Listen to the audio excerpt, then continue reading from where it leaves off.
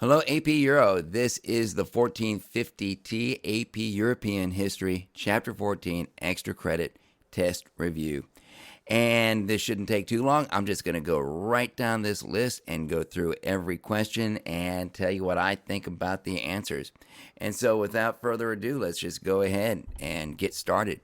So the first question is, what was the center of global trade and what was Europe's role in that center of global trade? Well, keep in mind the center of global trade at this time was in the Indian Ocean, the Afro-Eurasian Trade Network, and Europe had virtually no direct contact with that trade world. They wanted products from that trade network, and they had to buy them from middlemen who charged them exorbitant prices. What were the three G's? Three G's of exploration, the three big motivations that started with G: glory, God, and gold. And these, like I said, were motives for European exploration and expansion. Question: why do people trade? And really it comes down to one word, and that word is profit. They trade for profit.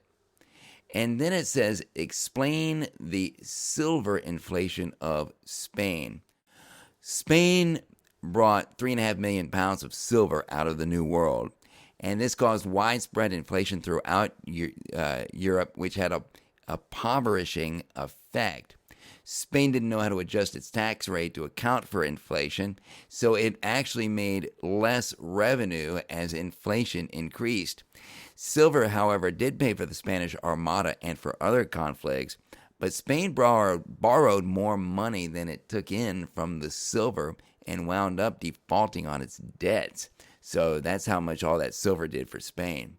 So describe these explorers, what they did, and why. And we begin with Prester John. This is an unusual person because this person didn't actually exist.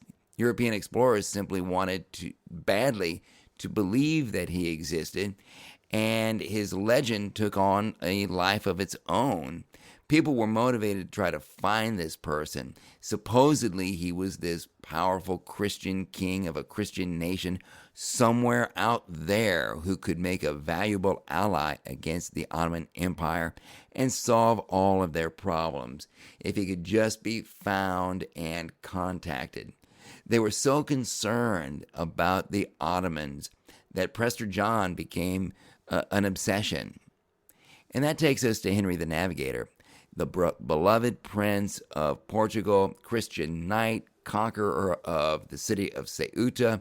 He set up a navigational school. He organized and funded many expeditions down the coast of Africa, meticulously collecting information about wind currents, ocean currents, flora, fauna, people, landforms, map information, etc., looking to supposedly spread Christianity and find the tip of Africa and find Prester John. There's your connection.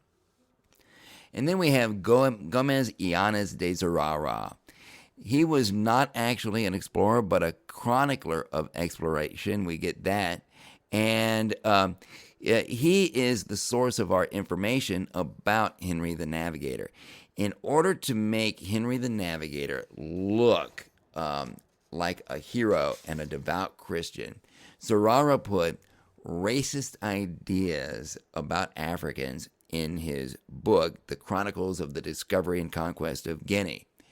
And these ideas were designed to justify slavery and the slave trade.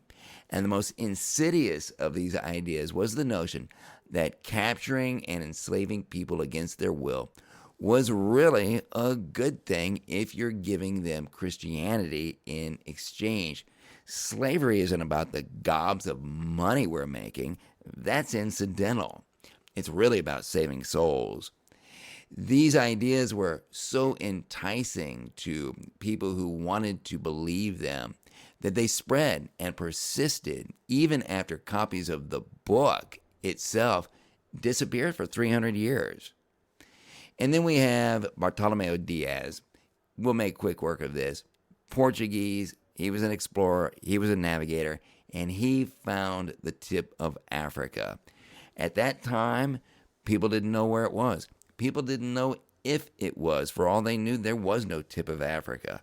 And so this was a huge deal because he found a way, at least, to the Indian Ocean. He found that Africa did indeed have an end to it.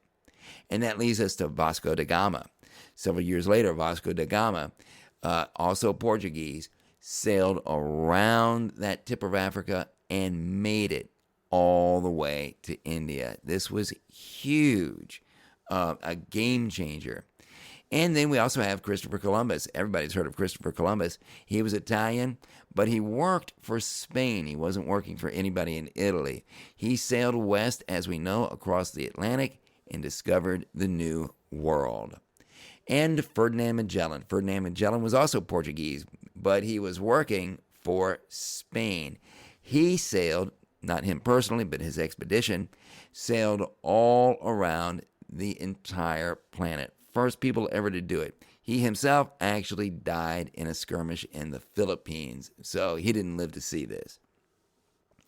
And then describe these two social influencers. The first one, Bartolome de las Casas.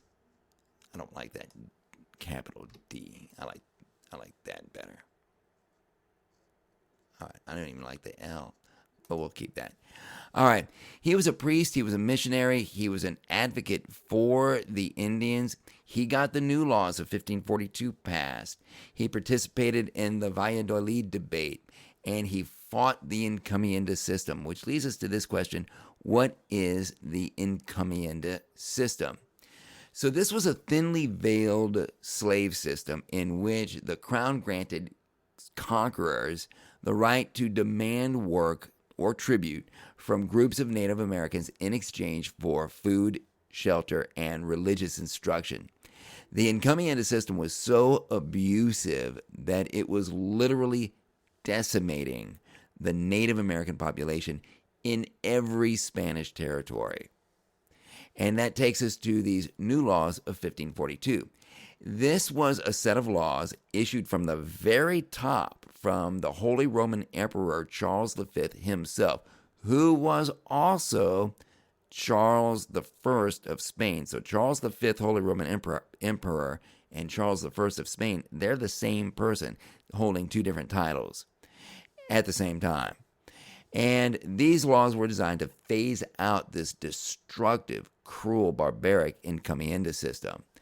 And the most important provision was that the encomienda grant that a grant holder had could not be passed on to someone else upon the death of that grant holder. So the encomienda grant died with the conqueror who held it. And then we've got Michel de Montaigne. And what do we know about him? He was a French government official during the French Wars of Religion. He brought us two isms, skepticism and cultural relativism. He wrote a book called Essays, in which he actually defended cannibalism on the ground that we just can't condemn another culture just because we don't understand it. And he greatly influenced other literary figures with his essays, such as Shakespeare. And he caused Europeans to question their own ethnocentrism as they encountered other cultures that were very different from their own. So how did European countries react to each other's expansion endeavors? They reacted to each other with competition and with rivalry. And that takes us to this Treaty of Tordesillas, which was an attempt to cut back on all that competition and rivalry. This was a treaty between Spain and Portugal that attempted to reduce the competition between these two countries. Like I said, it split the entire planet in half, right down the middle of the Atlantic Ocean. And it completely ignored the rights and claims of any other country on the planet, and the other countries on the planet, like France, England, Dutch Republic, they completely ignored the Treaty of Tordesillas. So it was kind of a mutual thing.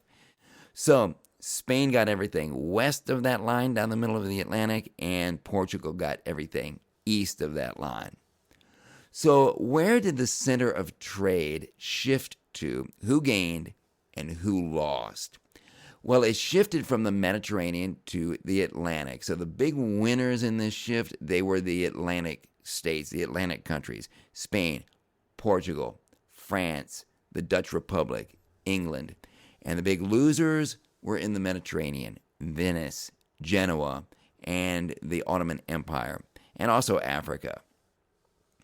So what country became the center of economic power eventually?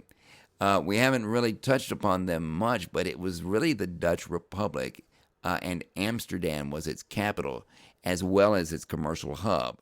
And so what model of economic production began with Brazil and spread all over the entire hemisphere? And that was the plantation system, driven by slavery. Slavery was the engine that made the plantation system work. Whether you're growing sugar, tobacco, indigo, whatever it is you're growing, cotton, whatever that might be. How did the Portuguese establish an Indian Ocean trading empire? The only land-based part of the Portuguese empire was really Brazil. The rest was a trading empire with fortresses along the west and east coast of Africa, with many of which had been commandeered from Muslims, and those forts were there to protect the protect and supply the trading ships, which were sailing back and forth between Portugal and India and Indonesia, by the way. So, what was the relationship between expansion and these new monarchies that we talked about in chapter 12 with the Renaissance? The feudal system, the feudal systems that were in Europe could not adequately support exploration and expansion. They were too localized. They weren't set up to raise cash. And in order to fund exploration, expansion, conquest, and settlement, kings needed to consolidate power, centralize their authority, increase their revenue, expand their bureaucracies, and enlarge their militaries. All the things we talked about when we talked about new monarchies. And these were exactly the things that new monarchies were doing as we studied in chapter 12. And so the conquistadors, who were they? What did they do? And how did they do it? Well, you've got Hernán Cortés. He defeated the Aztecs. He enlisted the Aztecs' enemies to help him, and also got a lot of help from smallpox. You also had Francisco Pizarro. He defeated the Inca, killed their leader, plundered their capital, and had a lot of help from smallpox. Let's talk technology. What technological advances and technological advantages did the explorers, conquistadors, and traders have? And we can just go through the list. There's navigational technology like better maps, like Ptolemy's geography, as incomplete as it was, the magnetic compass, the astrolabe, the sextant, and of course that beautiful piece of technology, the caravel. And they also had military technology, gunpowder, armor, artillery, and the war horse. And so what did these pieces of technology do for them actually? And the answer was it allowed the Spanish and the Portuguese to expand global trade and conquest at a significant advantage for almost a century. And describe the impact of conquest and settlement in the New World. I can think of 4 big impacts, and we kind of talked about those with the when we studied that DBQ as well. The Columbian Exchange. Many Native Americans died. Slavery came to the New World, and immense wealth came to certain European countries from all of that commerce. So I mentioned that Columbian Exchange. What is the Columbian Exchange?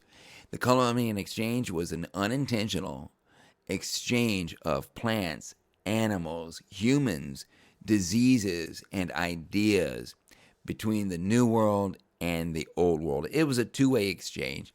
It has been, in many ways, highly destructive to our planet's ecology, and it is still going on today. And then we come to the Dutch Republic, which I said became really one of the most powerful economic traders in the world at one time. What trade did they control? What did they specialize in? Well, they specialized in the spice trade in the Indian Ocean, which they wrested away from the Portuguese. How did they do it? Well, you can answer that with this next question, and it's our last question in the review. What organization did the Dutch use to accomplish their aims? What organization was used to take those trading opportunities in the Indian Ocean from the Portuguese? That would be the Dutch East India Company. This was the largest company that has ever existed, and it was publicly traded. It had powers that no corporation today would ever have, hopefully, including being the Dutch Republic's primary instrument of warfare. And you can see Lesson 14.4 for a more complete description of this vast, massive, powerful Dutch East India Company. Well, I think that should do it. That should be all the information that you need to do really well on this test. I hope you find it useful and beneficial, and good luck.